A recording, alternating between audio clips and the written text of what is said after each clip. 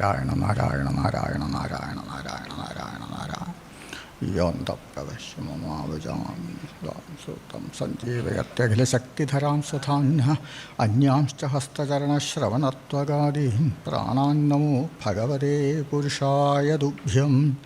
നാരായണ നാരായണ നാരായണ നാരായണ നാരായണ. ഗുരുവായൂരപ്പ. എല്ലാവർക്കും ഈ പ്രഭാത സഭയിലേക്ക് നമസ്കാരം. നവമസ്കന്ധത്തിൻ്റെ ആരംഭത്തിൽ അധികം പരാമർശിക്കപ്പെടാതെ പോകുന്ന, അതായത് ശ്രീമദ് ഭാഗവത പ്രഭാഷണത്തിൻ്റെ മാർജിനിൽ ഒതുക്കപ്പെട്ടു പോകുന്ന 2-3 കഥകളെക്കുറിച്ച് പറയാനാണ് എന്നോട് പറഞ്ഞത്. നവമസ്കന്ധത്തിൽ വലിയ പ്രാധാന്യത്തോടെ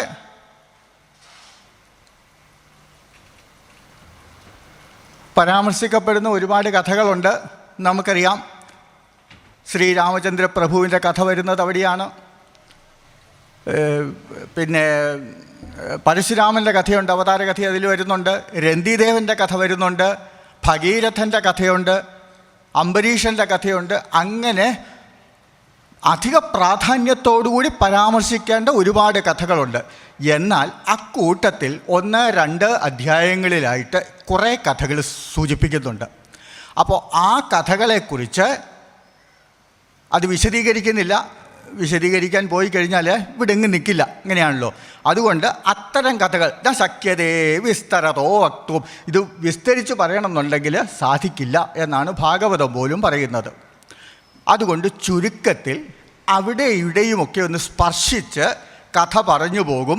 അക്കൂടെ ഈ കഥയുടെ ഉള്ളിലുള്ള ആധ്യാത്മിക തത്വം, ജീവിത പാഠം, അതും കൂടെ നമുക്ക് അനുസ്മരിക്കേണ്ടതുണ്ട്. അതുകൊണ്ട് തുടക്കത്തിൽ നമുക്ക് ആദ്യം പോകേണ്ടത് ഇളയുടെ കഥയിലേക്കാണ്. ഇള സുദ്യുമ്നൻ. ഇള സുദ്യുമ്നൻ്റെ കഥ എന്താ? ഇളയും സുദ്യുമ്നനും ആരാണവർ? എന്തിനാണ്? 2 പേരുടെ കഥയാണോ അത്? ആരാണ് ഇള? ആരാണ് സുദ്യുമ്നൻ? ഭാര്യാഭർത്താക്കന്മാരാണോ? സഹോദരീ സഹോദരന്മാരാണോ? കാമുകനും കാമുകിയുമാണോ? അയൽവാസികളാണോ? അല്ല, 2 പേരും ഒരാളാണ്. ഇളയും സുദ്യുമ്നനും 2 പേരും ഒരാളാണ്. അതിവിചിത്രമായ കഥ. വിശ്വസിക്കണമെങ്കിൽ വിശ്വസിക്കാം, ഇല്ലെങ്കിൽ തള്ളിക്കളയാം. പക്ഷേ കഥ നൽകുന്ന പാഠമുണ്ടല്ലോ, അത് നമുക്ക് അവഗണിക്കാനാവില്ല. അപ്പോൾ കഥ ഇങ്ങനെയാണ്. മനു, ആദിമ ഭരണകർത്താവായിരുന്ന മനുവിന് ഒരാൺസന്താനം വേണം, രാജ്യകാര്യങ്ങളൊക്കെ നോക്കാൻ. അതിനുവേണ്ടി മനു എന്തു ചെയ്തു? യജ്ഞകർത്താക്കന്മാരെയൊക്കെ വിളിച്ചു, പണ്ഡിറ്റുകളെയൊക്കെ വിളിച്ചു. യജ്ഞമണ്ഡപമൊരുങ്ങി ശ്രദ്ധാദേവി മനുപത്നി ശ്രദ്ധയോടുകൂടി തന്നെ വ്രതങ്ങൾ നോറ്റു. യാഗം നടന്നു, യജ്ഞം നടന്നു. യജ്ഞവേദിയിൽ ഹവ്യമർപ്പിക്കേണ്ട സമയമായപ്പോൾ പണ്ഡിറ്റ് പതുക്കെ ശ്രദ്ധാദേവിയോട് ചോദിച്ചു, എന്താ മോഹം എന്ന് വെച്ചാൽ പ്രാർത്ഥിച്ചോളൂ. മഹതി പ്രാർത്ഥിച്ചു. എന്താ? ഒരു പെൺകുട്ടിയെ കിട്ടണം. മനുവിന് വേണ്ടത് ആൺകുട്ടി, ഭാര്യയ്ക്ക് വേണ്ടത് പെൺകുട്ടി. ഏതായാലും അങ്ങനെ സംഭവിച്ചു, പെൺകുട്ടി ഉണ്ടായി. മനു കുലഗുരു വസിഷ്ഠനെ വിളിച്ചു ചോദിച്ചു, എന്താ പറ്റിയത്? ഞാനൊരു ആൺകുട്ടിയെ വേണമെന്നാണല്ലോ വിചാരിച്ചത്, അതിനുവേണ്ടിയാണല്ലോ ഈ യാഗകർമാദികളൊക്കെ നടത്തിയത്, എന്താ സംഭവിച്ചത്? വസിഷ്ഠൻ പറഞ്ഞു, മനു, നിങ്ങളിവിടെ വരാന്തയിൽ ചാരുകസേരയുമിട്ട് പത്രം വായിച്ചിരുന്ന് നിങ്ങൾ മോഹിച്ചു. അവിടെ ശ്രദ്ധാദേവി പാല് മാത്രം കുടിച്ച് വ്രതമനുഷ്ഠിച്ച് പ്രാർത്ഥിച്ചു. ആ പ്രാർത്ഥന കേട്ടു. മോഹിച്ചതുകൊണ്ടായില്ല, അഭിലഷിച്ചതുകൊണ്ടായില്ല, അവിടെ പ്രാർത്ഥനയ്ക്ക് തീവ്രതയുണ്ടായിരുന്നു. നിങ്ങളുടെ മോഹം വെറും മോഹമായിരുന്നു. ഇനിയിപ്പോൾ എന്താ ചെയ്യേണ്ടത്? എനിക്കൊരു ആൺകുട്ടിയെ വേണം. അപ്പോൾ കുലഗുരു വസിഷ്ഠൻ്റെ കയ്യിൽ നിരവധി മാർഗങ്ങളുണ്ടല്ലോ. ഈ പെൺകുട്ടിയെ പുരുഷനാക്കി തരൂ. ഭഗവാനോട് പ്രാർത്ഥിച്ചു. വസിഷ്ഠൻ്റെ കയ്യിൽ, ഞാൻ ചുരുക്കി പറയുകയാണ്, ഏതായാലും വസിഷ്ഠൻ്റെ പ്രാർത്ഥനയുടെ ഫലമായിട്ട് വസിഷ്ഠൻ എന്ത് ചെയ്തു? ഇളയെ പുരുഷനാക്കി മാറ്റി, പ്രദ്യുമ്നൻ എന്ന പേരിൽ. വസിഷ്ഠൻ അക്കൂടെ ഒരു കാര്യം കൂടെ പറയുന്നുണ്ട്, വളർത്തുന്നത് പോലെ ഇരിക്കും ആണാകുന്നതും പെണ്ണാകുന്നതും. ശാരീരിക വ്യത്യാസങ്ങൾക്കപ്പുറത്ത് മാനസികമായ ഒരു ഭാവമുണ്ട്, ഹോർമോൺസിൻ്റേതായിട്ടുള്ള ചില ഭാവങ്ങളൊക്കെ ഉണ്ട്. അതൊക്കെ നമുക്ക് പുരുഷത്വം കൂട്ടിക്കൊണ്ടുവരാം എന്നാണ് പറയുന്നത്. ദുശ്ശളയ്ക്ക് എങ്ങനെയായിരുന്നു എന്നാണ് പറയുക. 100 ആൺകുട്ടികളുടെ നടുവിൽ ഒരു പെൺകുട്ടി. കുരുവംശത്തിലെ ദുശ്ശള ഒറ്റ സഹോദരി. പക്ഷെ വളർന്നു വന്നപ്പോൾ ദുശ്ശളയ്ക്ക് തനി ആൺകുട്ടികളുടെ സ്വഭാവമായി. കാരണം 100 ബ്രദേഴ്സിൻ്റെ നടുവിലാണ് ഒരു സിസ്റ്റർ. 4 ബ്രദേഴ്സിൻ്റെ നടുവിൽ ഒരു സിസ്റ്റർ വന്നു കഴിഞ്ഞാൽ നമുക്കറിയാം സിസ്റ്ററിന് ആൺകുട്ടികളുടെ ചില സ്വഭാവങ്ങളുണ്ടാവും. അതേ രീതിയിൽ ഏതായാലും ഇവിടെ സുദ്യുമ്നൻ സുദ്യുമ്നനായി വളർത്തിയതുപോലെ തന്നെ സംഭവിച്ചു. വീരനായിരുന്നു, ശൂരനായിരുന്നു, മിടുമിടുക്കനായിരുന്നു. രാജ്യം ഇങ്ങനെ ഭരിച്ചു വന്നപ്പോൾ ഒരിക്കൽ അദ്ദേഹം ഒരു യാത്ര പോയി എന്നും ഇളാവൃത വനത്തിൽ ചെന്ന് കഴിഞ്ഞപ്പോഴേക്കും അവിടെ വെച്ച് പെണ്ണായി മാറി. ഇതൊക്കെ വിശ്വസിക്കണോ? ഇങ്ങനെ പെണ്ണായി മാറുമോ? ജെൻഡർ ഫ്ലുവൻസി എന്ന് പറഞ്ഞൊരു സംഭവമുണ്ട് കേട്ടോ. ഇപ്പോൾ ആധുനിക മനഃശാസ്ത്രത്തിൽ തന്നെ അത് അപഗ്രഥിക്കുന്നുണ്ട്. അപ്പോൾ ഏതായാലും എന്ത് ചെയ്തു? ഇളയായി മാറി, പെൺകുട്ടിയായി മാറി. അത് കഴിഞ്ഞിട്ട് അവിടെ വിവാഹമൊക്കെ കഴിച്ചങ്ങ് കൂടി. കുറേ കാലം കഴിഞ്ഞ് കരഞ്ഞു വിളിച്ച് വീണ്ടും വസിഷ്ഠൻ്റെ മുമ്പിലെത്തി. എന്താ വേണ്ടത്? എനിക്കിങ്ങനെ പറ്റില്ല. കാരണം പണ്ട് രാജാവായിരുന്നല്ലോ, എനിക്ക് ആ രാജഭരണത്തിലേക്ക് തിരിച്ചു പോകണമെന്നുണ്ട്. ഞാൻ പുരുഷനായിരുന്ന ഒരു കാലമുണ്ടായിരുന്നു. വസിഷ്ഠൻ പിന്നെയും പ്രാർത്ഥിച്ചു, മഹാദേവനോട് പ്രാർത്ഥിച്ചു. മഹാദേവൻ്റെ വാസരംഗമാണ്, ശ്രീപാർവതിയുടെ വാസരംഗമായിരുന്നല്ലോ ഇളാവൃത വനം. അതുകൊണ്ട് മഹാദേവൻ പറഞ്ഞു, ഒരു കാര്യം ചെയ്യൂ, മാസം പുമാൻ സഭവിത മാസം സ്ത്രീ. ഓൾട്ടർനേറ്റീവ് മാസം പുരുഷനുമാകും സ്ത്രീയുമാകും. എന്നാൽ അത് മതി. അങ്ങനെ സ്ത്രീയും പുരുഷനുമായി ഇളയും സുദ്യുമ്നനുമായി ഒരാൾ നാടുവാണു. കുറേ കാലങ്ങൾ കഴിഞ്ഞു. അപ്പോഴേക്കും ചെറിയൊരു പ്രശ്നം. എന്താ? ഈ ആണും പെണ്ണും ആകുന്നതിൽ ബുദ്ധിമുട്ടൊന്നുമില്ല. നാട്ടുകാർക്ക് ചെറുതായിട്ട് സംസാരിക്കാൻ തുടങ്ങി. നാഭ്യനന്ദൻ സ്മത പ്രജ. പ്രജകൾ അതിനെ അംഗീകരിച്ചില്ല. എവിടെ കാണുമ്പോഴേക്കും പതുക്കെ പറയും, ഇത് പെണ്ണായിരുന്ന ആളാണ്, അടുത്ത മാസം പെണ്ണാകും, അതിൻ്റെ പിന്നത്തെ മാസം പുരുഷനാകും. മാത്രമല്ല അദ്ദേഹത്തിൻ്റെ ഉള്ളിൽ തന്നെ ഒരു തോന്നലുണ്ടായി, ഞാൻ ആണാണോ പെണ്ണാണോ.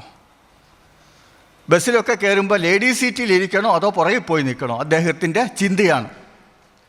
പേരൻസ് മീറ്റിങ്ങിന് വിളിക്കുമ്പോഴേക്കും അമ്മയായിട്ടും അച്ഛനായിട്ടും ഒരാൾ ചെല്ലുക എന്ന് പറയാൻ ചെറിയ കാര്യമല്ല. ഇത് കഴിയുമ്പോഴേക്കും പതുക്കെ ആലോചിച്ചു, ഞാൻ പുരുഷനാണോ സ്ത്രീയാണോ. പൊതുമേ വേദികളിൽ കടന്നു ചെല്ലാൻ ഒരു മടി. കാരണം അവിടെ ചെല്ലുമ്പോഴേക്കും ആളുകൾ എന്നെക്കുറിച്ച് എന്താണ് പറയുന്നത്. രാജാവാണ്, അധികാരമുണ്ട്, ആളും മിടുമിടുക്കനുമാണ്. പക്ഷേ എങ്കിൽ പോലും ഉള്ളിൻ്റെ ഉള്ളിലൊരു തോന്നൽ, ഒരു ഉൾവലിയൽ, എനിക്ക് കൂടുതൽ പറയാൻ അർഹതയുണ്ടോ. എൻ്റെ ഉള്ളിലുള്ള മറ്റൊരു വ്യക്തിയില്ലേ, 2 വ്യക്തിയുള്ള ഒരു മനുഷ്യൻ. എന്താ നമ്മൾ പറയുക, മൾട്ടി പേഴ്സണാലിറ്റി, ബഹുവ്യക്തിത്വം. ഇത് സംഭവിച്ചാൽ പിന്നെ എന്താ മാർഗം? ഈ ഒരുപാട് വ്യക്തികൾ ഒരാളുടെ മനസ്സിലേക്ക് കടന്നുകൂടുക. ഒരാളല്ല, ഒരാളുടെ ഉള്ളിൽ പല ആളുകൾ വസിക്കുന്ന അവസ്ഥ. നമ്മളൊക്കെ ബഹുവ്യക്തിത്വത്തിന് ഉടമകളാണ് കേട്ടോ, അറിയുന്നില്ലെന്ന് മാത്രം. ഒരുപാട് വ്യക്തിത്വങ്ങളുണ്ട് നമ്മുടെ ഉള്ളിലുണ്ട്, അതറിയുന്നില്ല. അതുകൊണ്ട് എന്ത് ചെയ്യുന്നു, ആ വ്യക്തിത്വത്തിൻ്റെ തടവിലാണ് ഇവിടെ ഇരിക്കുമ്പോഴും. ഇങ്ങനെ പലതരത്തിലുള്ള വ്യക്തിത്വത്തിൻ്റെ ഉടമയായതുകൊണ്ടാവാം അദ്ദേഹം പറഞ്ഞു, എനിക്കിതിങ്ങനെ അധിക കാലം പറ്റില്ല. ഫൈനലി അദ്ദേഹം എന്ത് ചെയ്തു, സകല വ്യക്തിത്വങ്ങളും ഇല്ലാതെയാക്കാൻ വസിഷ്ഠനെ ചെന്ന് കണ്ടു. എന്താ മാർഗം? വസിഷ്ഠൻ പറഞ്ഞു, താനിത് കുറേ കാലമായല്ലോ നടക്കുന്നത്. ആദ്യം പെണ്ണായി, പിന്നെ അത് പുരുഷനാണെന്ന് പറഞ്ഞു, പിന്നെ സ്ത്രീയായി, പിന്നെ പുരുഷനായി. ഇങ്ങനെ നടക്കുന്നത് ഭേദം താനൊരു കാര്യം ചെയ്യുക, ഇനി എല്ലാം ഉപേക്ഷിക്കുക. അതെ, ഉപേക്ഷിക്കാനുള്ള സമയമായി. എങ്ങനെ? കാരണം കാലം കടന്ന ഘട്ടത്തിൽ തതപരിണിതേ കാലേ പ്രതിഷ്ഠാനപതി പ്രഭു പുരൂരവ സൗസൃജ്യ ഗാം പുത്രായ ഗതോ വനം. അദ്ദേഹം പുരൂരവസിനെ, മകനെ, പെണ്ണായിരുന്ന കാലഘട്ടത്തിലുണ്ടായ മൂത്ത മകനെ രാജ്യഭാരം ഏൽപ്പിച്ചിട്ട് അദ്ദേഹം വനത്തിലേക്ക് നടന്നു എന്നാണ്. വനംഗതോ എന്ന് പറഞ്ഞാൽ സ്വയം ഉൾവലിഞ്ഞു, ഉള്ളിലേക്ക് കടന്നു. വേറൊരൊറ്റ മാർഗം ശ്രദ്ധയെ ശരീരത്തിൽ. അപ്പോൾ ഇതിൽ നിന്ന് മനസ്സിലാക്കേണ്ടത് ഇതാണ്. മടങ്ങിച്ചെന്ന് സുദ്യുപ്തൻ ഒരു പ്രോബ്ലം ഉണ്ടായിരുന്നു. എന്ത് പ്രോബ്ലമാണ്? നമുക്കൊക്കെ ഇല്ലേ ഈ ഒരു വ്യക്തിത്വം, വിരക്ത വ്യക്തിത്വം? പ്രത്യേകിച്ച് കലിയുഗത്തിൽ ആചാര്യനായി ഇരിക്കുന്ന ആളിന് ആചാര്യൻ തന്നെയല്ല, അദ്ദേഹം ബിസിനസ്സുകാരനും കൂടിയാണ്. അങ്ങനെയല്ലേ അന്നത്തെ കാലത്ത്? സന്യാസി മുതലാളിയാണ്, മുതലാളിയും തൊഴിലാളി ഒരാൾ, പ്രവചനം നടത്തുന്നയാളും പൂജ കഴിക്കുന്നയാളും മോഷ്ടാവും ഒരാളായാലോ എന്താ സംഭവിക്കുക? ഇത് ഇങ്ങനത്തെ കാലത്തുണ്ട്. ഉള്ളിൻ്റെ ഉള്ളിൽ ഒരു മോഷ്ടാവ്, ഉള്ളിൻ്റെ ഉള്ളിൽ ഒരു കുറ്റബോധം, അതിങ്ങനെ കിടക്കുക. അവരെക്കുറിച്ച് നമ്മളൊന്നും പറയുന്നില്ല, പക്ഷെ അത്തരം ആളുകൾ അനുഭവിക്കുന്ന ആത്മസംഘർഷമുണ്ട്. അത് നമ്മൾ വലിയ ജയിലുകളിലും തടവറകളിലും ഒക്കെ ചെന്ന് നോക്കിയാൽ അങ്ങനെ അനുഭവിക്കുന്ന അവർക്ക് മാറാൻ പറ്റില്ല. മാറണമെന്ന് ആഗ്രഹമുണ്ട്, പക്ഷേ എനിക്ക് അതിൽ നിന്ന് രക്ഷപ്പെടാനാവില്ല. അതുകൊണ്ട് എന്തു ചെയ്യും? പബ്ലിക് പ്ലേസിൽ പോകുമ്പോഴേക്കും നമ്മളൊന്ന് ഉൾവലിയും, അല്ലേ? ജോലിയില്ലാതെ നടക്കുന്ന ചെറുപ്പക്കാർ, 10-30 വയസ്സായി പ്രായമായിട്ടുള്ള ചെറുപ്പക്കാരനെ വിവാഹത്തിന് പോകാൻ പറഞ്ഞാൽ അവൻ പോവാറില്ല. സാധാരണ രീതിയിൽ മക്കളാരും വിവാഹത്തിന് പോകാറില്ല. പറയും അച്ഛനോ അമ്മയോ പോയാൽ മതി. എന്താ കാര്യം? എനിക്ക് ജോലിയില്ല, അതെൻ്റെ ഉള്ളിലൊരു വ്യക്തിത്വം, അത് പിൻവലിച്ചുകൊണ്ടിരിക്കുക. മറ്റൊരു സ്ഥലത്തേക്ക് കടന്നു ചെന്നാൽ എല്ലാവരും എൻ്റെ ജോലിയുടെ കാര്യം അന്വേഷിക്കുമോ എന്നൊരു ഭയം. വരാൻ പോകുന്ന എന്തോ ഒരു കാരണത്തെ മുറുകെ പിടിച്ചുകൊണ്ട് ഒരു ഭയം. ആ ഭയം ഉള്ളത് കാരണം അവർ മറ്റ് സ്ഥലങ്ങളിലേക്ക് പോകില്ല. ദരിദ്രരായിട്ടുള്ള ആളുകൾ പണക്കാർ നടത്തുന്ന കല്യാണത്തിലേക്ക് അവർ പങ്കുകൊള്ളാൻ പോകില്ല. കാരണം ഉള്ളിലിരിക്കുന്ന മറ്റൊരു വ്യക്തി പിന്നോക്കം വലിക്കുന്നു. കുട്ടികളാകാത്ത അമ്മമാർ സാധാരണ ഫംഗ്ഷനിലൊന്നും അധികം പോകാറില്ല. കാരണം കാണുമ്പോഴൊക്കെ അവർ ചോദിക്കാൻ തുടങ്ങും, എന്താ ഒന്നും ആയില്ലേ? വേണ്ട, ഞാൻ വരുന്നില്ല. ഇതൊക്കെ സുദ്യുമ്ന കഥയുടെ അനുരണനങ്ങളാണ് നമ്മൾ പറയുന്നത്. അതുകൊണ്ടാണ് ജീവിത പാഠങ്ങൾ നമ്മൾ മനഃശാസ്ത്രപരമായിട്ട് അപഗ്രഥിച്ച് കഴിയുമ്പോൾ ഇത്തരം ആളുകളോടൊക്കെ ഭഗവാന്റെ അതല്ലെങ്കിൽ ഭാഗവതകാരൻ്റെ തത്വം ഇതാണ്: കുഞ്ഞെ, എപ്പോഴപ്പോൾ നീ നിൻ്റെ ശരീരത്തിലേക്ക്, നിൻ്റെ ബന്ധങ്ങളിലേക്ക് എപ്പോഴൊക്കെ നീ സ്വിച്ച് ഓൺ ചെയ്യുമോ അപ്പോഴൊക്കെ എനർജി നഷ്ടപ്പെടും. അതുകൊണ്ട് എന്ത് ചെയ്യണം? നിൻ്റെ ശരീരം അത് വേറെ, നിൻ്റെ മനസ്സിലുള്ള ഭാവങ്ങൾ മാറി മറിഞ്ഞുകൊണ്ടിരിക്കും. നീ പുരുഷനോ സ്ത്രീയോ അല്ല, അതിനപ്പുറത്തേക്ക് കടക്കുന്ന ഒരു ആത്മതത്വമുണ്ട്, സത്വബോധമുണ്ട്, എനർജിയുണ്ട്, എസൻസ് ഉണ്ട്, ചൈതന്യമുണ്ട്. അതാണ് നീ. ഫോക്കസ് ചെയ്യാൻ പറ്റുമോ? ശ്രദ്ധിക്കാൻ പറ്റുമോ? ശ്രദ്ധിക്കാനുള്ള ഒരു മാർഗമായിട്ടാണ് നമ്മൾ ദീപാരാധനയും മണിയടിയും പൂജയും ഒക്കെ വെച്ചിരിക്കുന്നത്. എപ്പോഴെങ്കിലും ഞാൻ എൻ്റെ ദുഃഖത്തെക്കുറിച്ച് ഓർത്ത് കഴിയുമ്പോൾ, എൻ്റെ ഉള്ളിലുള്ള അപര വ്യക്തിത്വത്തെക്കുറിച്ച് ഓർത്ത് കഴിയുമ്പോൾ ഒരു ചിന്ത, ഒരു മനസ്സിലേക്ക് ഒരു സ്പാർക്ക് വരണം. ഞാൻ ആ വ്യക്തിയല്ല, ഞാൻ ഈ വ്യക്തിയുമല്ല, ഞാൻ അധ്യാപകനുമല്ല, ഞാൻ ശിഷ്യനുമല്ല, ഞാൻ ഗുരുവല്ല, പിന്നെ ആരാണ്? ശിവോഹം ശിവോഹം, ഞാൻ ആ തത്വം തന്നെയാണ് എന്ന ചിന്ത മനസ്സിലേക്ക് പലവട്ടം ആവർത്തിച്ച് കഴിയുമ്പോൾ സർവകർമാണി മനസാ സന്യസാസ്തേ സുഖം വശേ നവദ്വാരേ പുരേ ദേഹി നൈവ കുർവന്ന കാരയൻ. ഇതുകൊണ്ടാണ് നമ്മുടെ ഇത് നമുക്ക് പരാമർശിച്ചു പോവുകയാണെങ്കിൽ അത് നീണ്ടു പോകും. നമുക്ക് വീണ്ടും 2 കഥകൾ കൂടി ഉണ്ട്. അതുകൊണ്ട് ചുരുക്കി പറയാം, ഉള്ളിലുള്ള ആത്മതത്വത്തിലേക്ക് മുറുകെ പിടിച്ചാൽ, അതിലേക്ക് ശ്രദ്ധ കേന്ദ്രീകരിച്ചാൽ ഈ നവദ്വാരത്തിൽ സുഖമായിട്ട് താമസിക്കാം. സുഖമായിട്ട് താമസിക്കണമെന്നുണ്ടെങ്കിൽ ഒരൊറ്റ വഴിയേ ഉള്ളൂ: കോൺസെൻട്രേറ്റ് ഓൺ യുവർ സെൽഫ്. ശ്രദ്ധ ശരീരത്തിൽ കേന്ദ്രീകരിച്ചാൽ ദുഃഖം, ശ്രദ്ധ പരമാത്മാവിൽ കേന്ദ്രീകരിച്ചാൽ സുഖം. അതാണ് നമ്മുടെ കഥയുടെ ടേക്ക് അവേ. ഇനി നമുക്ക് 2ാമത്തെ കഥയിലേക്ക് വരാം. പൃഷധ്വൻ എന്ന് പറയുന്ന ഒരു കുമാരൻ്റെ കഥ. ഇവിടെ മനുപുത്രൻ്റെ നോക്കിയ വിക്ഷ്വാകു മുതലുള്ള പുത്രന്മാരുടെ കൂട്ടത്തിൽ പൃഷധ്വൻ എന്ന് പറയുന്ന ഒരു കുട്ടിയുണ്ടായിരുന്നു, അല്ലെങ്കിൽ ഒരു കുമാരനുണ്ടായിരുന്നു. മറ്റുള്ളവരൊക്കെ രാജാക്കന്മാരായി, അവരൊക്കെ ഗവർണർമാരായി, അവരൊക്കെ വിവിധ ബോർഡുകളുടെ ചെയർമാനായി. ഇദ്ദേഹത്തിനൊന്നും കിട്ടിയില്ല.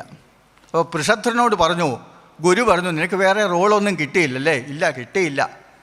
എല്ലാം ജ്യേഷ്ഠന്മാർ പ്രധാന വകുപ്പുകളൊക്കെ വീതിച്ചെടുത്തു. പിന്നെ പതുക്കെ ദേവസ്വം ബോർഡ് പ്രസിഡന്റ് സ്ഥാനം ബാക്കിയുണ്ട്, അത് പിന്നെ തരാമെന്നാണ് പറഞ്ഞത്. അത് മതി, വേറെ പിന്നെന്താ വേണ്ടത്? ഒരു കാര്യം ചെയ്യൂ, അതുവരെ നീ ഒരു കാര്യം ചെയ്യാം. നിനക്ക് ചെയ്യേണ്ടത് ഇതാണ്, നീ പശുവിനെ നോക്കിക്കോ. പൃഷധ്രൻ പശുവിനെ നോക്കാൻ പോയി എന്നാണ് പറയുന്നത്. ഒരു ഗോശാലയിൽ പശുക്കളെ നോക്കിയിരിക്കുക. തനിക്കൊരു ചാൻസ് കിട്ടുന്നത് വരെ, റോള് കിട്ടുന്നത് വരെ കാത്തിരിക്കാൻ പശു സംരക്ഷകനായി അങ്ങനെ ഇരുന്ന കാലഘട്ടത്തിൽ ഒരു രാത്രി പാലയാമാസഗായത്തോ രാത്രിയാം വീരാസനവ്രത. ഒരു കാര്യമുണ്ട്, കിട്ടുന്ന ജോലി നന്നായിട്ട് ചെയ്യണമെന്ന് മോഹമുള്ളത് കൊണ്ട് രാത്രി വീരാസന വ്രതത്തിലിരുന്ന് ഉറക്കമില്ലാതെ പശുവിനെ നോക്കിക്കൊണ്ടിരിക്കുക. എന്തെങ്കിലും അതിന് ആവശ്യമുണ്ടോ? അതിന് കച്ചി ആവശ്യമുണ്ടോ? വൈക്കോൽ ആവശ്യമുണ്ടോ? പുല്ല് ആവശ്യമുണ്ടോ? വെള്ളം ആവശ്യമുണ്ടോ? അങ്ങനെ നോക്കി ഇരുന്ന് ഒരു ദിവസം രാത്രി, ഇരുണ്ട രാത്രി, മഴ പെയ്യാനുള്ള ഒരു ഭാവമാണെന്ന് തോന്നുന്നു. കറുത്ത മേഘങ്ങൾ അങ്ങനെ ആകാശത്തിലൂടെ വെളിച്ചത്തെ മറച്ചുകൊണ്ട് പാഞ്ഞു നടക്കുന്നുണ്ട്. ഒരൊറ്റ നക്ഷത്രം പോലുമില്ല. ആ ഇരുളിൽ തൻ്റെ ശാലയുടെ വരാന്തയിലിങ്ങനെ വീരാസനവ്രത ശ്രദ്ധയോടുകൂടി പശുവിനെ നോക്കിയിരുന്നപ്പോഴേക്കുമാണ് ഒരു നിഴല് ചലിക്കുന്നത് പോലെ തോന്നി. ഒരു കടുവയോ പുലിയോ എന്തോ ആണെന്ന് തോന്നി വേഗം വാളെടുത്തു പുറത്തേക്കിറങ്ങി ഗോശാലയിലേക്ക് എത്തിക്കഴിഞ്ഞപ്പോഴേക്കും അവിടെ എത്തിയ ഒരു പുലി ഒരു പശുവിൻ്റെ കഴുത്തിലേക്ക് കടന്നു പിടിച്ചിരിക്കുന്നു. വലിച്ചെടുത്തുകൊണ്ട് പോകാനുള്ള ഭാവമാണ്. പൃഷധ്രൻ വാളെടുത്തു ആഞ്ഞൊരു വീശി ചെവി മുറിഞ്ഞ കടുവ അല്ലെങ്കിൽ പുലി ജീവനും കൊണ്ട് പാഞ്ഞുപോയി. സ്വസ്ഥമായി ഇനി കിടന്നൊന്നുറങ്ങാം. പിറ്റേ ദിവസം രാവിലെ ചെന്ന് കഴിഞ്ഞപ്പോഴേക്കുമാണ് അദ്രാക്ഷിത് സ്വഹതാംബഭ്രൂം. അവിടെ കണ്ടതെന്താ? വെട്ടുകൊണ്ടത് പുലിക്കിട്ടല്ല, വെട്ടുകൊണ്ടത് പശുവിനിട്ടാണ്. പശു അവിടെ കഴുത്ത് മുറിഞ്ഞ് കിടക്കുന്നു. പുലി എങ്ങനെയോ രക്ഷപ്പെട്ടു. അതൊരു ഷോക്കായിപ്പോയി. സാധു മനുഷ്യനാണ് അദ്ദേഹം. ഈ ദേവസ്വം ബോർഡ് പ്രസിഡന്റ് ഒന്നും ആകാൻ പറ്റിയ ആളല്ല. ക്ഷത്രിയനാണെങ്കിൽ പോലും ഇതുപോലെ ദുർബല മനസ്സുള്ള ആളുകൾക്ക് എന്താ ചെയ്യുക? രാവും പകലും ഉറക്കമില്ല. എപ്പോൾ ആഹാരം കഴിക്കാനിരുന്ന് കഴിഞ്ഞാൽ മുമ്പിൽ കാണുന്നത് ഈ രക്തം നിറഞ്ഞ തളം കെട്ടിക്കിടക്കുന്ന ഗോശാലയുടെ തറയാണ്. വീണ്ടും ചെന്നു വസിഷ്ഠനോട് എന്ന് പറഞ്ഞു. കുലഗുരു ഇതെല്ലാം സഹിക്കേണ്ട ആളാണല്ലോ. വസിഷ്ഠൻ പറഞ്ഞു, എന്താ നിൻ്റെ പ്രോബ്ലം? എനിക്കിനി ഈ ജോലി വയ്യ, ഒരു ജോലി എനിക്കിനി വയ്യ. അല്ല, നിനക്കിനി രാജഭരണം, നീ ക്ഷത്രിയനല്ലേ? എനിക്കത് പറ്റില്ല. കാരണം എൻ്റെ മനസ്സ് അതീവ ദുർബലമായിപ്പോയി. ചെയ്തു പോയ ഒരു തെറ്റ് അതെൻ്റെ മനസ്സിനെ പ്രിക്ക് ചെയ്യുക, കുറ്റബോധം. അതല്ലെങ്കിൽ മനസ്സിനേറ്റ മുറിവ്. ഏതു മുറിവും ഉണങ്ങും, മനസ്സിനേറ്റ മുറിവ് ഉണങ്ങില്ല. എനിക്ക് സഹിക്കാൻ വയ്യ. അപ്പോൾ പിന്നെ എന്തു ചെയ്യണം? നീ ഒന്ന് കുറക്കാലം ഒരു കാര്യം ചെയ്യുക, വേറെ എവിടെയെങ്കിലും ഒന്ന് യാത്ര പോയി നോക്കുക. വാഗമണ്ണിൽ ചെന്ന് ഒരാഴ്ച താമസിച്ച് തിരിച്ചു വരിക. അതൊന്നും കൊണ്ട് കാര്യം നടക്കില്ല. തിരിച്ചു വന്നു കഴിഞ്ഞാൽ ഇവൻ വീണ്ടും എൻ്റെ മനസ്സിലേക്ക് കയറും. മനസ്സിലെ ദുഃഖം മാറ്റാൻ വേണ്ടിയിട്ട് യാത്ര പോയിട്ടോ അതല്ലെങ്കിൽ നമ്മൾ റെസ്റ്റോറൻറ്റിൽ പോയി ഭക്ഷണം കഴിച്ചിട്ടും മാറ്റം ഉണ്ടാവില്ല. ഗംഗയിൽ പോയി കുളിച്ചാൽ പോലും മാറ്റം ഉണ്ടാവില്ല. കുളിക്കുന്ന സമയത്ത് മനസ്സിലുള്ള കുറ്റബോധവും പാപവും ഒക്കെ ചാടിക്കയറി അടുത്തുള്ള മരത്തിൻ്റെ മുകളിലിരിക്കും. കുളി കഴിഞ്ഞ് തോർത്തിക്കഴിഞ്ഞാൽ വീണ്ടും ചാടി ശരീരത്തിൽ കയറും. അതുകൊണ്ട് അതൊന്നും തന്നെ നിനക്ക് ശാശ്വതമായിട്ടുള്ള പരിഹാരമാവില്ല. അതുകൊണ്ട് എന്ത് ചെയ്യണം? നമ്മുടെ ഇളയുടെ അതേ മെഡിസിൻ നീയും സ്വീകരിക്കുക. എന്ത്? ശ്രദ്ധയെ ശരീരത്തിലേക്ക് കണക്റ്റ് ചെയ്യാതിരിക്കുക. ശ്രദ്ധ എന്ന് പറഞ്ഞാൽ what you think, what you attend. ഏത് സമയവും എന്തിനെക്കുറിച്ചാണോ ചിന്തിക്കുന്നത്, ഏത് സമയവും ഏതിനെക്കുറിച്ചാണോ സംസാരിക്കുന്നത്, അതിൻ്റെ പേരാ ശ്രദ്ധ എന്ന് പറഞ്ഞാൽ. അത് വിശ്വാസമല്ല, അറ്റൻഷൻ മാത്രമല്ല, ശ്രദ്ധ. അതായത് ഡിഫോൾട്ട് മോഡ് ഓഫ് മൈൻഡ്, അതാണ് ശ്രദ്ധ എന്ന് വെച്ചാലോ. നമ്മുടെ മനസ്സിലൊക്കെ ഓരോ ഡിഫോൾട്ട് മോഡുണ്ട് ഇല്ലേ? ഒരു ചെറിയ ദുഃഖം കയ്യിലുണ്ടെങ്കിൽ ആ ദുഃഖത്തെക്കുറിച്ച് നമ്മൾ ഇതൊക്കെ കഴിഞ്ഞു, ആ ബഹളമൊക്കെ കഴിയുമ്പോഴത്തേക്കും വീണ്ടും ആ ചിന്ത കടന്നു വരും. അത് ഏത് ചിന്തയാണെന്ന് ഞാൻ പറയുന്നില്ല, ആ ഡിഫോൾട്ട് മോഡിലേക്ക് കടന്നു വരും. മനസ്സങ്ങനെയേ പ്രവർത്തിക്കുള്ളൂ, അതിനെ അങ്ങനെയാണ് ശീലിപ്പിച്ചിരിക്കുന്നത്. നിങ്ങൾക്ക് ഉറങ്ങണമെന്ന ആഗ്രഹം, എപ്പോഴും ഉറങ്ങുന്ന ആളാണ് എന്ന് കരുതുക. ഈ 7 ദിവസം അല്ലെങ്കിൽ 10 ദിവസത്തേക്ക് നിങ്ങളിവിടെ വന്നതാണ്. പക്ഷേ അവിടെ ചെന്നാൽ, വീട്ടിൽ ചെന്നാൽ ഉറക്കം തന്നെയാണ്. രാവിലെയും വൈകുന്നേരവും ഉച്ചയ്ക്കും കിടന്ന് ഉറങ്ങുന്ന ആളാണെങ്കിൽ ബ്രെയിൻ ഡിഫോൾട്ട് മോഡായി. ഇനിയൊന്നുറങ്ങണം, ഇനിയൊന്നുറങ്ങണം. ഊണ് കഴിഞ്ഞാൽ ഒന്നുറങ്ങണം, ഊണിന് മുമ്പ് ഒന്നുറങ്ങണം. എഴുന്നേറ്റ് കഴിഞ്ഞാൽ ആ ക്ഷീണം കൊണ്ട് ഒന്നുകൂടി ഉറങ്ങാം. അപ്പോൾ ബ്രെയിൻ ഡിഫോൾട്ട് മോഡായി, അത് അതിലേക്ക് തന്നെ പോകുള്ളൂ. ഇതിൻ്റെ പേരാണ് പൂർണ്ണമായിട്ടുള്ള അറ്റൻഷൻ അവിടെ കൊടുത്തു. വെറും ശ്രദ്ധയല്ല, താൽക്കാലികമായ ശ്രദ്ധയല്ല, മൈൻഡിൻ്റെ ഡിഫോൾട്ട് മോഡിലേക്ക് മാറ്റാൻ വേണ്ടിയിട്ടാണ് നമ്മൾ നാമജപം എന്നത്. അത് ശാസ്ത്രീയ വശമാണത്. ആ ഡിഫോൾട്ട് എന്താ? വെറുതെ ഇരിക്കുന്ന സമയത്ത് ചിന്ത വഴുതി വീഴും.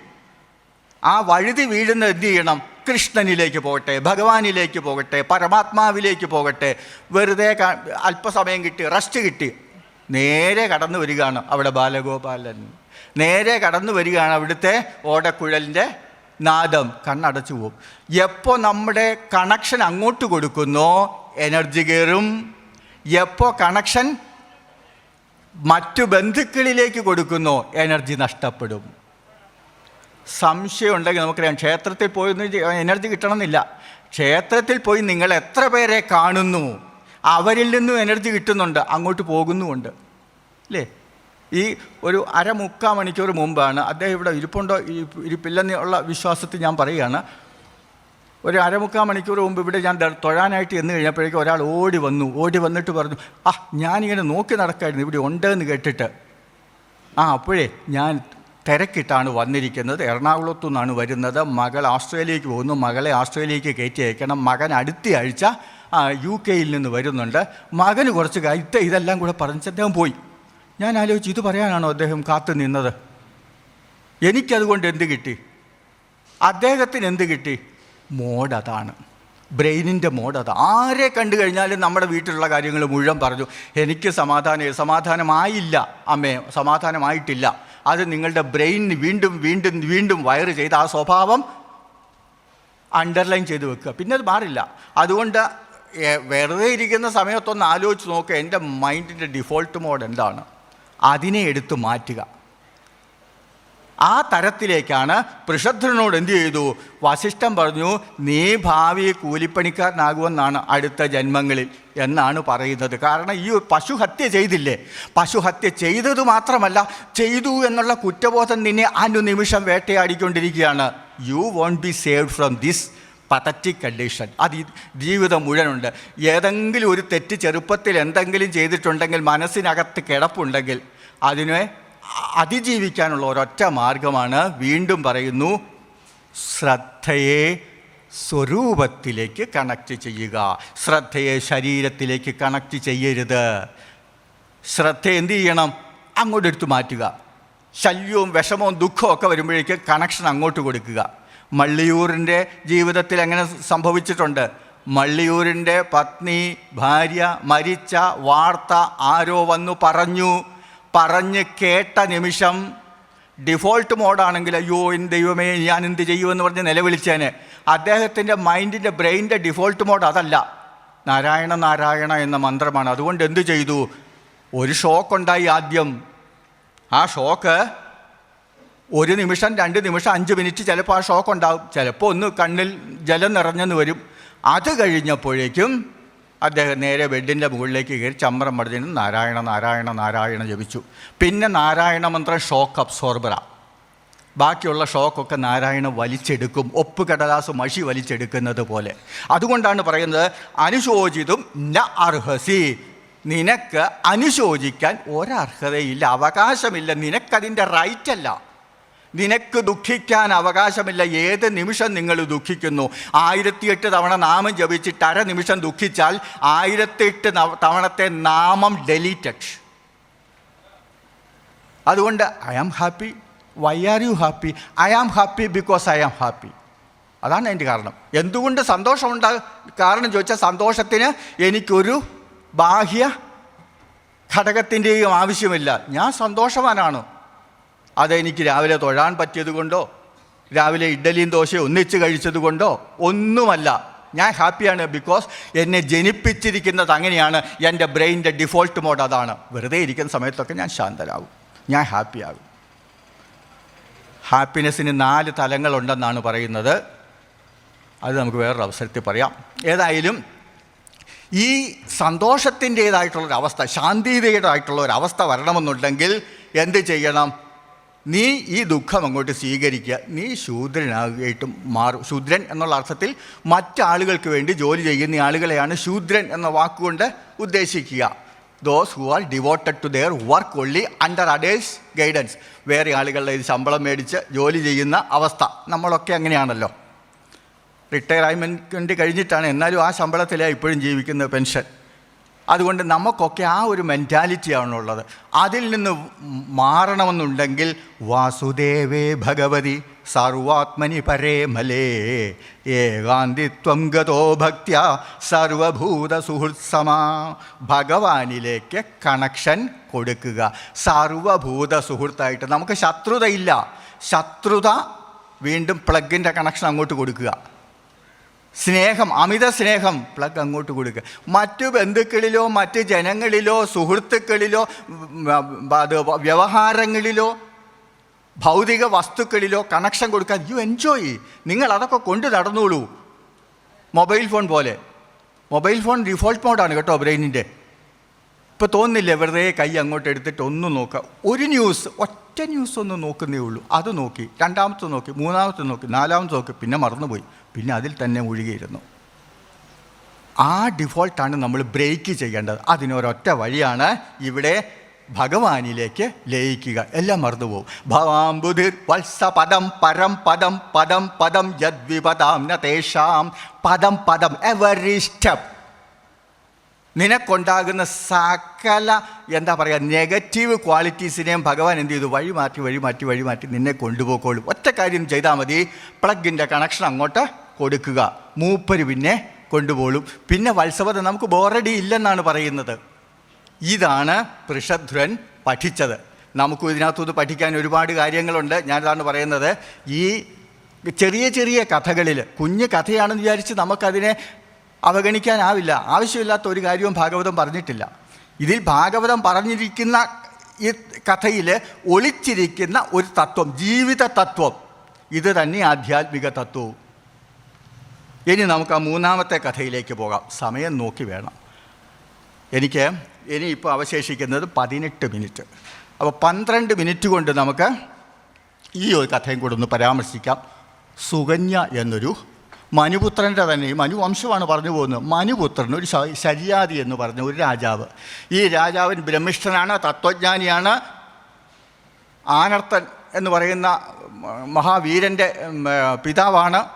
അപ്പോൾ ഈ ആനർത്തൻ്റെ മകനാണ് രേവതൻ. നമ്മൾ കേട്ടിട്ടുണ്ട്, കുശസ്ഥലി, ദ്വാരക സ്ഥാപിച്ച രേവതൻ. അതവിടെ നിൽക്കട്ടെ. ഈ ശര്യാദിക്കൊരു മകള് സുകന്യാനാമതസ്യാസീത് കന്യാകമലലോചന, ലാളിച്ച് മോഹിച്ച് വളർത്തിയ ഒരു പെൺകുട്ടി. അപ്പോൾ എന്തു ചെയ്തു? ഒരു ദിവസം, കഥ ചുരുക്കി പറയുകയാണ്, രാജാവ് ഒരു വനത്തിലേക്കൊരു യാത്ര പോയി. ഇനി നായാട്ടിനാണോ അതോ ഇനി അവിടെ എന്തെങ്കിലും ആശ്രമ സന്ദർശനമാണോ എന്നൊന്നും നമുക്ക് നോക്കേണ്ട ആവശ്യമില്ല. വനത്തിലേക്ക് പോകുന്നു രാജാവ്. അപ്പോൾ സുകന്യ പതുക്കെ വന്ന് പറഞ്ഞു, പപ്പാ ഞാനും വരുന്നു എന്ന് പറഞ്ഞു. നീ വരണ്ട, വനത്തിലേക്കാണ് പോകുന്നത്. അവിടെയൊക്കെ ചെന്നാൽ നീ ഇപ്പോൾ അത്ര ആയിട്ടില്ലല്ലോ, പ്രായം 10-18 വയസ്സൊക്കെ ആയിട്ടല്ലേ ആയിട്ടുള്ളൂ. അതുകൊണ്ട് നീ കുറച്ച് കാലം കൂടെ ഇവിടെ വിശ്രമിക്കുക. അതിനുശേഷം വനത്തിലൊക്കെ പോകേണ്ട ചില കാലമുണ്ട്, അപ്പോൾ പോയാൽ മതി. അല്ല പപ്പ, അമ്മി ഒന്ന് പറയൂന്നേ, പപ്പായോട് ഒന്ന് പറയൂന്നേ, എനിക്കും വനത്തിൽ പോകണം. ഭാര്യ പറഞ്ഞു, കൊണ്ടുപോകുന്നേ. എന്നാൽ പോരെ, കയറിക്കോ. ഒരു കാര്യം, ഒരാവശ്യമില്ലായിരുന്നു അല്ലേ? ഒരാവശ്യമില്ല. ഈ പുതിയ കർമ്മം ചെയ്യുന്നതിന് മുമ്പ് 3 തവണ ആലോചിക്കണം എന്നാണ് പറയുന്നത്. ഒരാവശ്യമില്ലായിരുന്നു. രഥത്തിൽ കയറി ഇരുന്നു, കാഴ്ചകളൊക്കെ കണ്ടു. അവിടെ എത്തി. അവിടെ ശവനാശ്രമത്തിന് സമീപത്തെത്തി. രാജാവ് പതുക്കെ ടെൻറ്റൊക്കെ ഉണ്ടാക്കാൻ വേണ്ടിയിട്ട് മറ്റ് പടയാളികളും മറ്റ് മന്ത്രിമാരും ഒക്കെ ആയിട്ട് കൂടിയാലോചനകൾക്കൊക്കെ പോയ സമയത്ത് സുകന്യയും കുറച്ച് ഫ്രണ്ട്സും ഒക്കെ കൂടി അതിലേക്ക് ഇറങ്ങി നടന്ന് നോക്കിയപ്പോഴേക്കും ഒരു ചിതൽപ്പുറ്റ് കണ്ടു. ചിതൽപ്പുറ്റിലേക്ക് പതുക്കെ നോക്കിയപ്പോൾ അവിടെ 2 ദ്വാരം കണ്ടു. ആ ദ്വാരത്തിനുള്ളിൽ എന്താ, ജ്യോതിഷി തിളങ്ങുന്ന എന്തോ കണ്ണ് കാണുന്നു. അപ്പോൾ പതുക്കെ പറഞ്ഞു, എനിക്കിതെന്താണെന്നൊന്ന് നോക്കിയാലോ. നീ ഒരു ചെറിയൊരു മുള്ളിങ്ങെടുക്കൂ. അപ്പോൾ അവിടെ ഒടിഞ്ഞു വീണ ഒരു മുള ഉണ്ടായിരുന്നു. അതെടുത്തു, ഒരു കുത്തി 2 ദ്വാരത്തിലേക്കും. തേ ദൈവചോദിത ബാല, ദൈവചോദിതമാ. ഇതൊക്കെ തലയിലെഴുത്തന്നെ നമുക്ക് പറയാനാവൂ. ഒരു കാര്യവുമില്ല. വനത്തിൽ പോയി അവിടെ ഇരുന്ന് ശാപ്പാടും കഴിച്ചിട്ട് തിരിച്ചു പോന്നാൽ പോരെ? അല്ല, എന്തൊക്കെയോ ഒന്നുകൂടെ ചെയ്യണം എന്ന് തോന്നുന്നു. ഏത് കർമ്മത്തിനും ആഫ്റ്റർ എഫക്റ്റ് ഉണ്ട്. ഏത് കർമ്മത്തിനും ആഫ്റ്റർ എഫക്റ്റ് ഉണ്ട്. അതുകൊണ്ട് ചെയ്യുന്ന കർമ്മങ്ങൾ, പറയുന്ന വാക്കുകൾ, ചിന്ത കർമ്മമാണ്. ഏറ്റവും സ്ട്രോങ് ആയിട്ടുള്ള കർമ്മമാണ് ചിന്ത.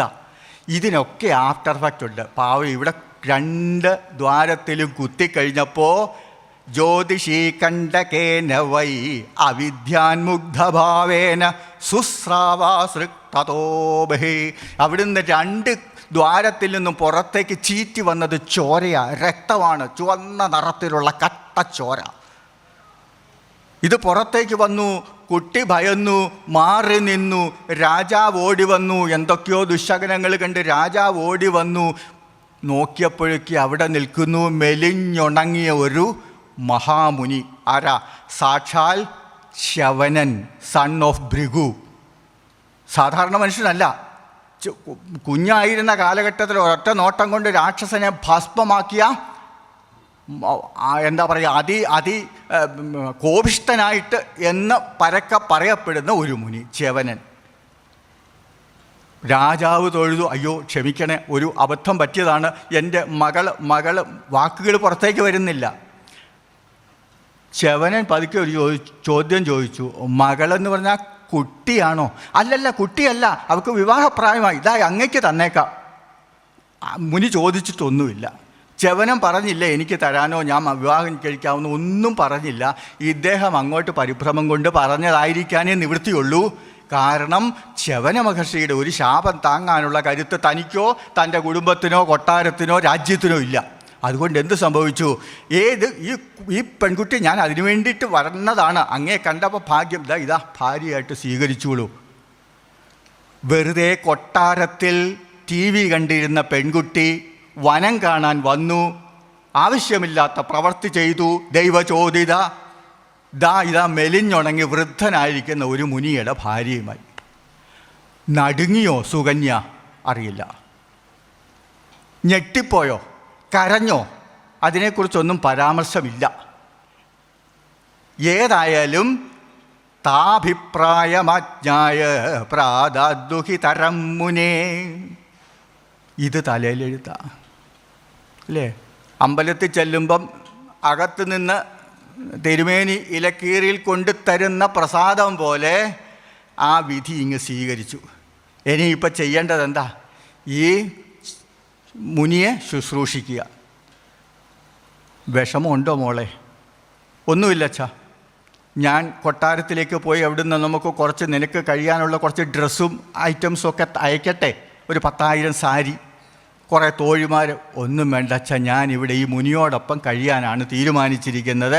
ഞാനതെന്ത് ചെയ്തു? ആക്സെപ്റ്റിങ് ഇറ്റ്, ഞാനിത് സ്വീകരിക്കുകയാണ്. അവിടെ പ്രീണയാമാസ ചിത്തജ്ഞ അപ്രവർത്താനുവൃത്തിഭി. അപ്പോൾ എന്ത് ചെയ്തു? അനുവൃത്തിയോടുകൂടി ഈ മഹാകേമനാണ് ആയിട്ടുള്ള, അതേ സമയത്ത് കോപിഷ്ഠനെന്ന് പേര് കേട്ട ഈ മുനിയെ കൂടെ നിന്ന് ശുശ്രൂഷിച്ചു. വേണ്ടതൊക്കെ അടുത്തു കൊണ്ടു ചെന്നു. പതുക്കെ ഉള്ളിലൊരു മോഹം, ഈ മുനിയെ ഇങ്ങനെ വിട്ടാൽ പറ്റില്ല. ഇവിടെ ഇങ്ങനെ ഈ ചിതൽപ്പുറ്റിനകത്തിരുന്ന് തപസ് ചെയ്യാനുള്ളതല്ല ഈ മുനി വലിയ പ്രതിഭാശാലിയാണ്, ടാലൻറ്റഡാണ്. ഇപ്പം ഈ മുനി എന്ത് ചെയ്യണം? നമുക്ക് ലോകത്തിലേക്ക് കൊണ്ടുവരണം. ഏതായാലും നമ്മുടെ പൗലോ കൊയ്ലോയുടെ വാക്ക് പോലെ എന്താ, the whole nature was trying to support her. അപ്പോൾ പതുക്കെ പ്രകൃതി അനുകൂലിച്ചു. അശ്വിനി ദേവന്മാർ യാദൃശ്ചികമായിട്ട് അവിടെ വന്നു. ച്യവനമൂർഷിക്ക് പറയാൻ തോന്നി, എന്താ വല്ല മെഡിസിനും ഉണ്ടോ കയ്യിൽ? ഞാനിവിടെ ഈ സുകന്യ, അവൾ കൊട്ടാരത്തിൽ കഴിഞ്ഞതാണ്, കാണുമ്പം വിഷമം തോന്നുന്നു. എനിക്കും ഒരു യുവാവായി അവൾക്ക് വേണ്ട കുടുംബജീവിതം നയിച്ചു കൊടുക്കണമെന്ന് എനിക്ക് ആഗ്രഹമുണ്ട്. അശ്വിനി ദേവന്മാർ പറഞ്ഞു, അതിനെന്താ, ഞാനൊരു രസായനം ഉണ്ടാക്കാം. അപ്പോൾ ഒരു മാസം അത് കഴിക്കുക, രാവിലെയും വൈകുന്നേരവും. ഈ ജലത്തിൽ കുളിക്കുക, തടാകത്തിൽ കുളിക്കുമ്പോൾ തന്നെ പകുതി അസുഖം മാറും. എന്നാൽ ശരി. 1 മാസം കഴിഞ്ഞല്ല, തൽക്ഷണമെന്ന് കവികൾ പറയുമ്പോൾ നമ്മൾ ഉദ്ദേശിക്കേണ്ടത് അചിരേണ എന്ത് സംഭവിച്ചു? ച്യവനൻ ഒരു യുവാവായിട്ട്, തേജസ്സുറ്റ ഒരു യുവാവായിട്ട് മാറി. കുറച്ചു കാലം കഴിഞ്ഞിട്ട് രാജാവ് തിരികെ വന്ന് നോക്കിക്കഴിഞ്ഞപ്പോൾ നല്ല 6 പാക്ക് ബോഡിയുള്ള ഒരു യുവാവിനോടൊപ്പം നിൽക്കുന്നു മകൾ. അപ്പോൾ ചോദിച്ചു, നീ ആ മുനിയെ തേച്ചോ? അച്ഛാ, അതല്ല സംഭവിച്ചത്, ഇതാ മുനി തന്നെയാണ്. ഇതെങ്ങനെ ആ മുനിയെ നീ എങ്ങനെ യുവാവാക്കി മാറ്റി? അതച്ഛാ, അതൊക്കെ നേച്ചറിൻ്റെ, പ്രകൃതിയുടെ, ഭഗവാന്റെ കാരുണ്യമാണ്. ഇവിടെ ആ മുനിയാണ് പിന്നെ നമുക്കറിയാം ച്യവനപ്രാശത്തിൻ്റെ ഫോർമുല ഉണ്ടാക്കിയത്, ത്രിഫല തെറാപ്പി. ആദ്യത്തെ ഡോട്ട് അല്ലെങ്കിൽ ആദ്യത്തെ എന്താ പറയുക, അതിൻ്റേതായിട്ടുള്ള ഒരു സൂത്രവാക്യം നിർമ്മിച്ചത് ഈ ച്യവനനാണെന്നാണ് പറയുന്നത്. ആംല എന്താ പറയുക, നെല്ലിക്ക തെറാപ്പി, നെല്ലിക്കാലേഹ്യത്തിൻ്റെ സ്രഷ്ടാവ് ഈ ച്യവന. ആ സുകന്യ അന്ന് വന്ന് കണ്ണിനിട്ട് കുത്തിയില്ലായിരുന്നെങ്കിൽ ഇതൊന്നും ഉണ്ടാവില്ലായിരുന്നു. ഒരു പക്ഷേ ആയുർവേദത്തിലെ പ്രമുഖ ഗ്രന്ഥങ്ങളിലെ പല പരാമർശങ്ങളും ഉണ്ടാവില്ലായിരുന്നു. അതാണ് ച്യവനനെ എടുത്ത് ഏത് രീതിയിലേക്ക് മാറ്റാൻ കഴിഞ്ഞു. ഇത് നമുക്ക് എടുത്തു പോകേണ്ട ചില ടേക്കവേ ഉണ്ട്. നമ്മൾ ഈ കഥ മാത്രം പറഞ്ഞിട്ട് കാര്യമില്ല. എന്താണ് ഇതിൻ്റെ തത്വം? സുകന്യയുടെ തത്വം, സുകന്യയുടെ കഥയുടെ തത്വം. ഒന്ന്, വിമൻ പവറിനെ കുറിച്ചാണ്. സ്ത്രീകൾക്കൊരു പവറുണ്ട്. എന്താ പവർ? മാറ്റാനുള്ള, ചേഞ്ചിനുള്ള പവർ. അതല്ല ധൃതരാഷ്ട്രയെ പോലെ സ്വീകരിക്കാനും എന്താ ഒരു സ്ത്രീക്ക് കഴിയും. ഒടിച്ചു വളയ്ക്കാൻ പറ്റിയ ഒരു റബ്ബർ ഉപകരണമാണ് നമുക്ക് പറയാം സ്ത്രീ എന്ന് പറയുന്നത്. അതുകൊണ്ടാണ് പരിണാമത്തിൻ്റെ ശക്തിയായിട്ട്, മാറ്റത്തിൻ്റെ ശക്തിയായിട്ട് അമ്മയെ, മഹാമായിയെ നമ്മൾ ആരാധിക്കുന്നു. അമ്മയ്ക്ക് എന്തും പറ്റും. അപ്പം എന്താ പറയുക, ബോധം ഓൺ മോഷൻ, ചലിക്കുന്ന ബോധമാണ് അമ്മ. ഉറച്ചിരിക്കുന്ന ബോധമാണ് ഭഗവാൻ, മഹാദേവൻ എന്ന് പറയാറുണ്ട്. മഹാദേവൻ്റെ ബോധം അവിടെ അങ്ങനെ ഉറച്ചിരിക്കുക. പക്ഷേ ആ ബോധത്തിന് ചലനാത്മകത നൽകുന്നത്, മൂവ്മെൻറ്റ് നൽകുന്നത് അമ്മയാണ്. അതുമാണ് പാർവതി പരമേശ്വരന്മാരുടെ ആ യോജിപ്പിൽ നിന്ന് നമുക്ക് ലഭിക്കുന്നത്. അപ്പോൾ അമ്മയ്ക്ക് എന്ത് സംഭവിക്കും, അല്ലെങ്കിൽ അമ്മയ്ക്ക് എന്ത് ചെയ്യാൻ കഴിയും? ഏത് സ്ത്രീയെ സംബന്ധിച്ചിടത്തോളം നിത്യശുദ്ധബുദ്ധമുക്ത സ്വരൂപത്തെ ചലനാത്മകമാക്കാൻ, നമുക്ക് വേണ്ട രീതിയിലേക്കാക്കി മാറ്റാനുള്ള കഴിവുണ്ട് മഹാമായയ്ക്ക്. ഇന്ന് ഈ ലോകത്ത് കാണുന്ന സകല ത്യാഗങ്ങളുടെയും പിന്നിൽ ഏതോ ചില മഹാമായകളൊക്കെ ഉണ്ട്, നമ്മളതറിയുന്നില്ല. പരീക്ഷയ്ക്ക് റാങ്ക് മേടിച്ചു കഴിഞ്ഞാൽ നമ്മൾ കുട്ടിയെ സ്റ്റേജിൽ വരുത്തി അവാർഡ് കൊടുക്കും. ആ കുട്ടിയുടെ പിന്നിൽ അച്ഛനമ്മമാരുടെ പ്രാർത്ഥനയുണ്ട്. കുട്ടി പഠിച്ചതിലേറെ. കാരണം കുട്ടി 10ാം ക്ലാസ്സിൽ എത്തിക്കഴിഞ്ഞ് 2 മാസം കൊണ്ടാണ് പഠിച്ച് മാർക്ക് വാങ്ങിച്ചത്. പക്ഷേ 8ാം ക്ലാസ് മുതലേ നിത്യേന പ്രാർത്ഥിച്ചിരുന്ന അച്ഛനമ്മമാരുണ്ട്. ആരറിയുന്നു? നമ്മളറിയാറില്ല. ഇപ്പോൾ ഈ ച്യവനൻ്റെ കഥ ഭാഗവതത്തിൻ്റെ ഒരു മൂലയിൽ ഒതുങ്ങിക്കിടക്കുന്നു എന്ന് പറഞ്ഞതുപോലെ, അല്ലെങ്കിൽ സുകന്യയുടെ കഥ അങ്ങനെ ഒതുങ്ങിക്കിടക്കുന്നു എന്ന് പറഞ്ഞതുപോലെ, നമ്മളെയൊക്കെ ഇവിടെ എത്തിച്ചതിൻ്റെ പിന്നിൽ ആരൊക്കെയോ പേരറിയാൻ വയ്യാത്ത, രൂപമില്ലാത്ത ആരൊക്കെയോ ഉണ്ട്. അപ്പോൾ നമുക്ക് ഈ കഥ അത്തരത്തിലുള്ള നമുക്ക് വേണ്ടി പ്രവർത്തിച്ച അച്ഛനമ്മമാരോ നമ്മുടെ ഗുരുക്കന്മാരോ അഭ്യുദയകാംക്ഷികളോ ആയിട്ടുള്ള ആളുകളുടെ നമുക്ക് അവർക്ക് വേണ്ടി സമർപ്പിക്കേണ്ടതാണ്. ഒരു ചെറിയ സംഭവം കൂടെ പരാമർശിച്ച് നമുക്ക് നിർത്താം. എന്താ നമുക്ക് ഈ ബീഹാറിൽ ഭാമതി എന്ന് പറയുന്ന ഒരു ഈ ശാസ്ത്രമുണ്ട്. ഈ ബ്രഹ്മസൂത്രത്തിൻ്റെ ഇതാണ് നമുക്ക് തർജ്ജിമയല്ല, അതിനുള്ളൊരു വ്യാഖ്യാനമാണ്. ബ്രഹ്മസൂത്രത്തിൻ്റെ വ്യാഖ്യാനം എഴുതിയ വാചസ്പതി മിശ്ര ബീഹാറുകാരനാണ്. ഈ വാചസ്പതി മിശ്രയുടെ ഒരു കഥയുണ്ട്. അദ്ദേഹം എന്തു ചെയ്തു? ചെറുപ്പകാലത്തിൽ ബ്രഹ്മനിഷ്ഠനായിരുന്നു മൂപ്പര്. അദ്ദേഹത്തിന് പൂർണ്ണമായിട്ട് പഠനം. അതും ബ്രഹ്മസൂത്രം കയറി തലയ്ക്ക് പിടിച്ചു. എനിക്കിത് ഭാഷ്യം സംസ്കൃതത്തിൽ നിന്നെടുത്തിട്ട് അതിന് തന്നെ, ആ ഭാഷയിൽ തന്നെ എനിക്കതൊന്ന് വ്യാഖ്യാനിക്കണം. അദ്ദേഹം ചെറുപ്പം മുതലേ ആ ഘട്ടത്തിലായിരുന്നു. അങ്ങനെ ഇരിക്കുകയാണ്. ഒരു ദിവസം അച്ഛൻ വിളിച്ചിട്ട് പറഞ്ഞു, നീ വിവാഹം കഴിക്കണം കേട്ടോ. എതിർത്ത് പറയാനുള്ള കഴിവില്ലാത്തതുകൊണ്ട് ആയിക്കോട്ടെ എന്ന് പറഞ്ഞു. ഭാവിയിൽ എന്നെങ്കിലും വിവാഹം കഴിക്കണം എന്നാണ് വിചാരിച്ചത്. പക്ഷേ പിറ്റേ ദിവസം രാവിലെ പറഞ്ഞു, ഇതാ വണ്ടി വന്നിട്ടുണ്ട്, രഥം വന്നിട്ടുണ്ട്, നമുക്ക് വിവാഹം കഴിക്കാൻ പോകാം. തിരിച്ചു പറയാൻ ധൈര്യമില്ലാത്തത് കൊണ്ട് അനുസരിച്ചു. അവിടെ ചെന്ന് ഏതോ ഒരു പെൺകുട്ടിയെ വിവാഹം കഴിച്ചു കൊണ്ടുവന്നു. വീട്ടിലേക്ക് കൊണ്ടുവന്നു. അച്ഛനും അമ്മയും പറഞ്ഞു, ഞങ്ങൾ ഇനി ഒരു തീർത്ഥാടനത്തിന് പോവാം, നിങ്ങളിവിടെ സുഖമായിട്ട് കഴിയുക. അവിടെ നിന്ന് ആ പെൺകുട്ടിയുടെ മുഖം പോലും കണ്ടില്ല. അന്ന് ഇരുട്ട്, രാത്രി സമയത്ത് വിളക്കിൻ്റെ വെളിച്ചം പോലും ഇല്ലായിരുന്നു. തല താഴ്ത്തി നിന്ന് വാചസ്പതി മിശ്ര ഇങ്ങനെ പറഞ്ഞു, ഞാൻ ബ്രഹ്മസൂത്രത്തിൻ്റെ ഭാഷ്യം എഴുതുന്ന തിരക്കിലാണ്, നീ മറ്റൊന്നും തോന്നരുത്, നീ തിരിച്ച് വീട്ടിൽ പൊക്കോ. വിവാഹം കഴിച്ചു, അച്ഛനമ്മമാർ പറഞ്ഞുകൊണ്ട് അങ്ങ് വിവാഹം കഴിച്ചു പോയതാണ്, നീ തിരിച്ചു പൊക്കോ. കൂടുതലൊന്നും പറഞ്ഞില്ല. അതിനുശേഷം അദ്ദേഹം തൻ്റെ രചനയിലേക്ക് കടന്നു. 12 വർഷം നീണ്ടു നിന്ന രചനയായിരുന്നു ബ്രഹ്മസൂത്രത്തിൻ്റെ ഭാഷ്യം. ഈ 12 വർഷം അദ്ദേഹം ഭാര്യയെക്കുറിച്ച് അന്വേഷിച്ചില്ല. രാത്രി വളരെ വൈകിയോളം വെളുപ്പിന് എഴുന്നേൽക്കും. തൻ്റെ നിത്യേനയുള്ള സന്ധ്യാവന്തനും മറ്റു കാര്യങ്ങളും ഒന്നും മുടക്കിയിട്ടില്ല. പക്ഷേ ഈ സമയത്തൊക്കെ ഏതോ ഒരു കൈ നിലവിളക്ക് കത്തിക്കാനും, ഏതോ ഒരു കൈ അദ്ദേഹത്തിന് ആവശ്യമുള്ള ഭക്ഷണ സാധനങ്ങൾ പാകം ചെയ്ത് കൊണ്ടുവെക്കാനും, ഏതോ ഒരു കൈ പൂജയ്ക്ക് ആവശ്യമുള്ള പുഷ്പങ്ങൾ തട്ടത്തിൽ അവിടെ കൊണ്ടുവച്ചു. ആരാണെന്ന് അദ്ദേഹം അന്വേഷിച്ചില്ല. കാലങ്ങൾ കഴിഞ്ഞു, 12 വർഷം കഴിഞ്ഞു, ഭാഷ്യം പൂർത്തിയായി. മനോഹരമായൊരു ഭാഷ്യമാണ് നമ്മുടെ ശങ്കര ഭാഷ്യം. കഴിഞ്ഞാൽ ആ തലത്തിൽ വരുന്ന ഒരു ഭാഷ്യമാണിത്. പുസ്തകം പൂർത്തിയായി കഴിഞ്ഞപ്പോൾ അദ്ദേഹം തല ഉയർത്തി നോക്കി. അതാ വളയിട്ട ഒരു കൈ തനിക്ക് ഭക്ഷണം കൊണ്ട് കൊടുക്കുന്നു. പതുക്കെ കൈ കൊണ്ട് തടഞ്ഞിട്ട് ചോദിച്ചു, നീ ആരാ? ഞാൻ അങ്ങയുടെ ഭാര്യയാണ്, 12 വർഷം മുമ്പ് വിവാഹം കഴിച്ച് കൊണ്ടുവന്നതാണ്. അയ്യോ, ഞാൻ അറിഞ്ഞില്ലല്ലോ. അറിഞ്ഞു, അങ്ങ് മറന്നുപോയതാ. അങ്ങയുടെ ശ്രദ്ധ മറ്റൊന്നിലായിരുന്നു. ഈശ്വര, ഇനി എന്താ ചെയ്യുക? പുസ്തകം പൂർത്തിയായി.